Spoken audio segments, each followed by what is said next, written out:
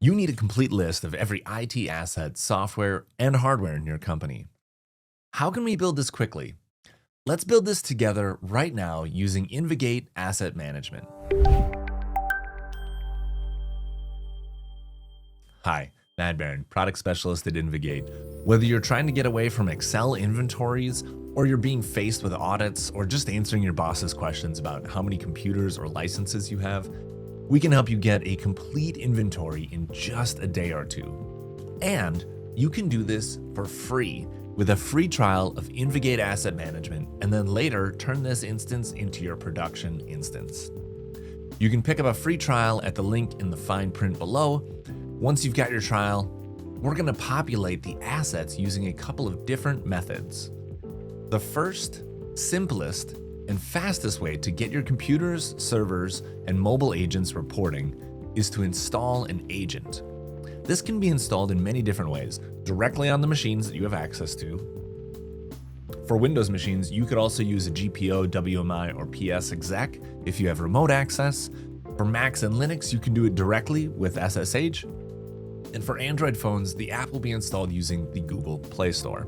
We can't use agents on iPads and iPhones yet, but we do have a Jamf integration that you can use to manage your devices through Jamf, and then you can integrate with other mobile device management systems or MDM tools to your heart's content. We leave the API open for you to integrate with anything that you need to, really. So, to get started, we're going to get the agent loaded on my Mac as well as my PC. To get the agent installed, you're going to go in your trial and go to Settings, under Network, and then we're going to make sure that you're in the Agent Deployment section, the first section here. In here, we're going to select the operating system, so I'm going to switch this to Mac, and I'm going to do it manual. You can see I could do this remotely if I needed to install it that way as well. But then I'm going to choose the proxy for the agent to report to, and I'm just going to have it report directly to the server because I don't actually have a proxy server set up yet. And that proxy server will do discovery. We'll get into that in just a minute. And then I'm going to choose if this is a new installation or a reinstallation. This is, of course, a new installation. The user does need to have admin rights, so they do need to have elevated rights to install this manually. In any case, what I'm going to do is I'm going to follow these three simple steps. I'm going to copy this message. I'm going to open my terminal app and paste in that string. No problem. Now it downloaded the package. That's perfect. Now we're going to extract the package. So this is going to just decompress that sucker. Once it's decompressed, now we have to run the installer, and this is where you'll need admin access. So running that install, you'll have to blind type your password, and then it'll continue installing. And that's it. The agent is installed. And now I'm going to do the same thing on my Windows machine. For Windows machines, you go to the same screen. Of course, you're going to select Windows up at the top here. And I'm going to use the manual deployment method again. Obviously, you see the options here for the other installation methods. Again, I'm just going to have it report directly to our instance. And this is a new installation. This is a new installation of Windows. So now, again, the user will have to have admin privileges, and we're going to have to make sure that we open command or console as administrator. So I'm going to copy this first one, and now I'm going to pop open command prompt, and I'm going to make sure that I run it as an administrator. Oops. This is going to give me the Windows security prompt. I'm going to click OK, and then we paste in that command.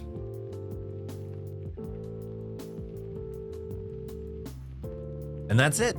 As you can see, it is very easy to get the agent installed. These machines will start reporting to InvGate Asset Management in a couple of minutes. For the other ways to distribute the agent via GPO or SSH, you can select those methods on the same screen, and it's going to give you the instructions below, along with some knowledge articles that you can go to for assistance.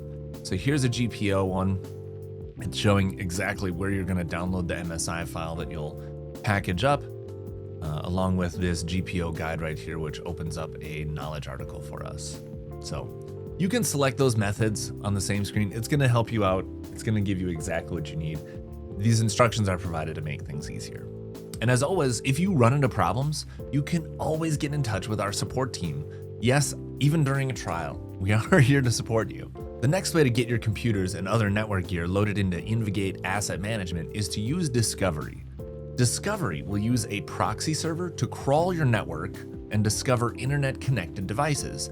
And don't worry, you'll specify the parts of your network to discover. This won't just scan all IPs by default. Once you're ready to use this in production, you can do a gradual rollout if you'd like, segmenting by subnet on your network, by location, or however you want to segment. To get started, you'll need a computer or server running Windows or Linux on the network that you want to discover, specifically on the subnet that you want to discover. I'll be running this on my home network with a Windows machine. To get started, we'll go to Settings, and then to Network, and then to Proxies. Now, we're going to click on the button to install Proxy Now, and this is going to guide us through the experience. So here I'm going to say, hey, I'm using a Windows machine. I'm going to validate that this is the correct instance. And then there's a security token here that I'm going to copy. I'm actually going to copy both of these so I have them in my clipboard. And then I'm going to click on the download button. This download will get the zip file compressed and over to my machine. And I will, of course, open that file. I'm going to extract this compressed file. And now I will run the installer. This is going to give me a Windows security warning. I'll say yes. And that will open the installer. I'm going to breeze through this real quick. You can change the port number if you need to. And now the proxy is installing. This is going to install an Apache server, so we need to make sure we allow that. And just like that, the proxy is installed. Now we're done with the install. The next step would be to configure the discovery. So first, we're going to have to pop in the inside URL here. And we're going to name this proxy. And I'm going to paste in the security token that I grabbed earlier. And then this is pulling my IP address from this proxy server directly. So now I can just click on Configure Proxy. And now we're done with the install. The next step would be to configure the discovery. So we do have this option for Start Scanning here. If I click on that, it's going to bring me to my instance, and it's going to validate that our proxy server is successfully connected. So if I go into the proxies here, I can see specifically, hey, that Matt's proxy server with the right IP address is in here. Then we go to Discovery Sources to add the different subnets that we want to use to discover our network. Now you can see when I clicked on Discover My Network, it did create a source here, so it does a quick discovery of my network. Now, taking a look at that really quickly, all it's going to do is it's going to pull from this IP address specifically. So this isn't a very good range of IP addresses as it's just one IP address, but it is going to be discovering my proxy server, and it's going to upload that into our asset management system here so I can start seeing it.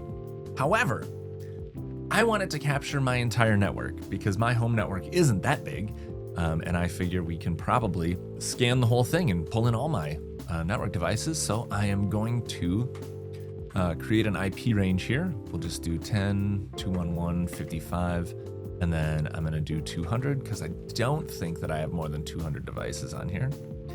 And I'm just going to save that quick discovery setting. And now Discovery is going to run. It's going to scan my network, and it's going to find those devices, listening for what protocols they speak, and then bringing back the information about those individual devices. So if we go back into the settings here, you can see specifically, if I click on Add, it's going to ask specifically, not only is it asking for the IP range, but in here, it's also going to ask what protocols do I actually want to speak. Do you have devices that use SNMP-v3? Do you have devices that use WMI? So the idea is that you can choose which protocols you want to scan and which ones you don't. You can also configure advanced options like DNS, NetBIOS, TCP, UPnP, and set up a schedule, which I am going to do on my quick discovery once it's done running. Clicking on schedule allows you to set the date and time that it runs, as well as the frequency with which it runs. Most teams end up choosing to run one a night. Now, discovery can take a little bit of time, especially if you have a large network with a lot of equipment. Now, my home network isn't huge, so we'll be able to see the results in just a moment. After a few minutes, it looks like discovery has completed. So now to see the devices that I've recently discovered, I can go to the Assets panel. And up here at the top, there are 3 tabs. Now you can see already my proxy server is showing up here, but then there's a tab for cloud assets. So this is going to show devices on Azure or our cloud providers, AWS, once I get those integrations set up. And then over here is the Discovery tab. And the Discovery tab shows me all the devices that are on the network. Very useful. So here I can quickly see that I've got 31 new devices from my network. I can see most of these things I expected to find. Yeah, perfect. Now we don't automatically assume that you want to track these items though. So to convert them to managed assets, I need to actually select the device that I want to track and then choose Convert to Asset. This is going to ask me to validate some information. Now we don't have a ton of data to determine what this device is. The device will not be updated automatically. So in this case, we maybe need to change the name of it. I'm going to change the type to a computer. The computer format is a laptop because it's an Air. The manufacturer is Apple. And since Apple's not there, I'm going to hit plus and then add Apple. And then the model is going to be the MacBook Air. So I'm just going to search for that real quick and make sure I didn't have one. Then I hit the plus sign and I'm going to say MacBook Air M1. Hit apply. I do know that this is active. I don't have any of my users loaded yet, so I can't actually assign an owner yet. But as soon as I get my users and locations loaded, I can add those things in. For now, though, this looks like it's about right. I do know the acquisition price real quick, so I'm just going to put that in. And I know that the current price is a lot lower. And looking at the cost center, I can put that in. And I'm just going to put IT. Perfect. And then warranty expires. I happen to know this one expired almost a year ago, so I'm just going to put that in real quick. Then I hit apply and it confirms that I want to add this as an asset. So now let me take a few moments and I'm going to convert more of these discovered items into assets, and then we'll come back and talk through them.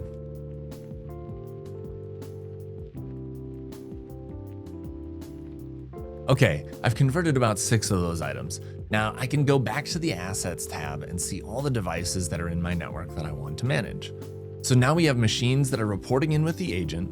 We have discovery running on our network to discover things that we can't install the agent on. Next, we'll add some cloud accounts to manage our servers from Azure, as well as our mobile devices in Jamf. You can also add AWS and Google Cloud and many other integrations easily. To set up these cloud sources, go to Settings, and then to Network, and then choose Discovery Sources. Here, we're going to click on Add, and we're simply going to choose Microsoft Azure, and I'm going to configure that specifically. Now here, I'm going to just name this real quick as the InvGate Azure environment. So I know what we're working with here every time that I'm working with it. And if I need to, I can go to documentation here, which will pop open a knowledge article and show me what I need to know to get this set up. Under environment, you have the option of choosing the government hosting that Azure provides. Otherwise, I'm going to start populating the 3 fields here that I need: the client ID, the client secret key, and then also the tenant ID. And this will be a larger string. And then we'll click on Validate and Continue. Now, it looks like it validated correctly, so that means that now I can choose which subscriptions I want to synchronize. I am going to do all of them. And then I can also choose resources. So if there are specific Azure services that I want to exclude from this integration, very easy to do here. And then anytime I remove something from Azure, we have a default action that happens here. So I can change the status, say, to deleted or decommissioned, or I can just make it so that it deletes it permanently. Now, these are virtual assets, but there's a lot of times where our compliance team wants to make sure that we have these stored so we know how many virtual servers we've had and that they were handled properly. So we are going to actually change this to change status, and we are also going to take it into the decommissioned status, because that is where our audit team lives around decommission and making sure that compliance works properly. Now, for this Azure integration, I do need to set up a date and time that this is going to run. I don't want to run it every 6 hours. Every day is enough for me, and I'm just going to run it at midnight. I'm going to hit save. And then under the Azure environment, once I see it here now, I can hit the play button to manually execute the task. This is such an easy way to add these cloud sources into your asset management platform. It's one of the very useful and powerful tools of InvGate Asset Management. While this is pulling the information from our Azure instance, I'm going to quick set up Jamf too. So I'm going to click on add, and then I'm going to scroll down and find Jamf. I could search through here, but I think it's, yeah, there it is. And then once I choose Jamf, I'm just going to say InvGate Jamf environment, just so I keep them all straight. Then you choose which type it's going to be. And if I need to, I can pop open a knowledge article, but in this case, I don't. I'm just going to hit Jamf Pro, and then it's going to ask for additional information again. So here is where I'm going to paste in our instance URL. I'm going to give it our username and password. We'll validate that just to make sure that we're getting in there. There we go. We'll do a quick validation, and it looks like it came back just great. Very similar to Azure, we can choose, hey, do I want to pull in all asset types or specific types? I do want all. This is particularly important if you don't want your computers to be duplicates, but InvGate Asset Management has duplicate management as well, so we can handle it here if we need to. And then I'm going to schedule this very similar to Azure and just do it every day at midnight. We'll save that. It'll take us back to our discovery sources, and then we can see that Azure has finished, and we're going to kick off our Jamf integration. And there, the Jamf integration just completed synchronizing. So now we've got our agents installed on our workstations. Discovery is pulling in our network devices and other stuff that hits our network. Azure and Jamf are reporting to our cloud devices. Now let's take a look at some of these devices and what we're able to do with our inventory. Now, I'm on my home network, so my inventory is going to look a lot different than yours, but you can quickly see how easy it is for me to browse to the assets and see all the individual assets and get exactly what I need. So I can see all of my Jamf devices in here. Here's all my Mac OS devices. If I scroll down, I see some computers, so it looks like these are also pulling from the Jamf environment.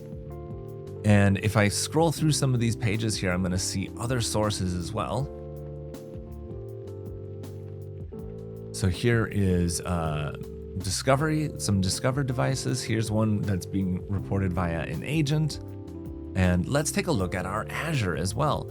So one of the ways that we show the cloud devices is that we have these summary screens. So under your Azure account, you can click on this icon, and it's going to give you a quick summary of your Azure environment, how many VMs you're running, what the total cost is, what your monthly expense is, and what kind of purpose it is for those, what those are purposed for. So hopefully you can see how this makes it easy to pick through your devices quickly and easily.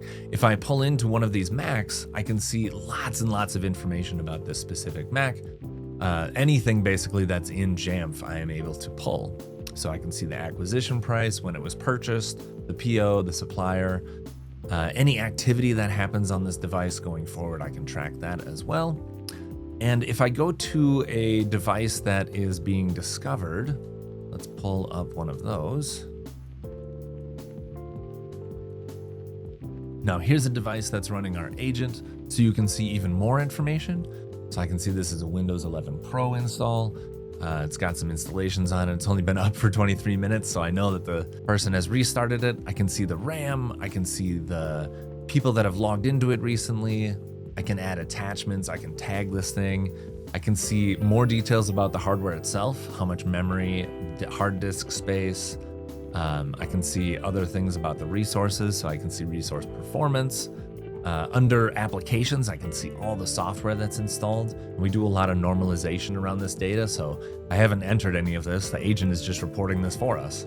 Under Windows, we have a lot more control. We can see things like what services are running on the Windows machine, what's in the startup folder, what are the items that are starting up, what licenses are associated to it, groups, users, that sort of thing. I can also assign the contracts to this asset, which would be very useful for leased or borrowed equipment. And I can track financial stuff here. Of course, the agent doesn't actually discover financial stuff, so I would need to enter in this information manually. Since it's a Windows machine, we can deploy software through our deployment tab, and then of course activity shows us all the changes on the device. And this is just the beginning. By adding users and locations in here, you can start to get a picture of how useful an inventory like this could be for your IT operations.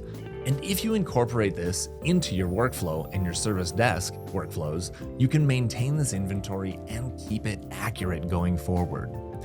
If you like what you've seen here, consider subscribing to our YouTube channel or following us on LinkedIn. We've got a ton of good content out there, just like this video and the ones that are going to follow it. We're always adding more because we want to help people in the IT industry. So I hope you found this video useful. And as always, please remember, good service is good business.